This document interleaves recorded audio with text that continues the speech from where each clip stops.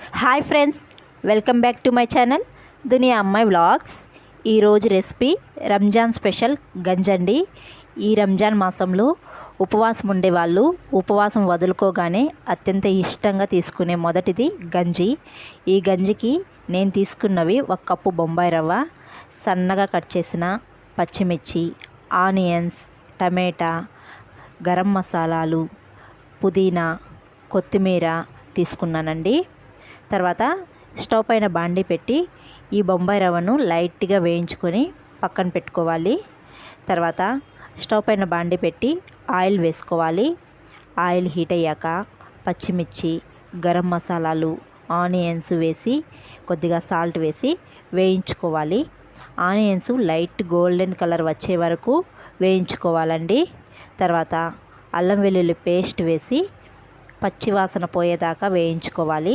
తర్వాత కట్ చేసిన టమాటాలను కూడా వేసి కొత్తిమీర, పుదీనా కూడా వేసి టమాటా మెత్తగా ఉడికించుకోవాలండి. తర్వాత 1 కప్పు బొంబాయి రవ్వకు నేను 6 గ్లాసులు వాటర్ వేసుకుంటున్నానండి. ఎందుకంటే ఈ గంజి కొద్దిగా వాటరిష్గా ఉంటేనే చాలా బాగుంటుంది. తర్వాత రుచికి తగిన సాల్ట్ వేసుకొని ఎసురు బాగా తెల్లనివ్వాలి. ఎసురు బాగా తెల్లుతున్నప్పుడు వేయించుకున్న రవ్వను కూడా గరిటెతో తిప్పుతూ ఉండలు కట్టకుండా ఎసురులో వేసుకోవాలండి.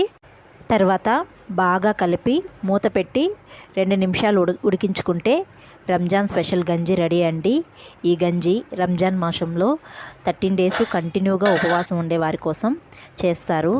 మార్నింగ్ నుంచి ఈవినింగ్ వరకు ఉపవాసం ఉండే చిన్నవాళ్ళు, పెద్దవాళ్ళు అందరూ ఉపవాసం వదులుకోగానే మొదటిగా ఈ గంజిని తాగడానికి ఇష్టపడతారు.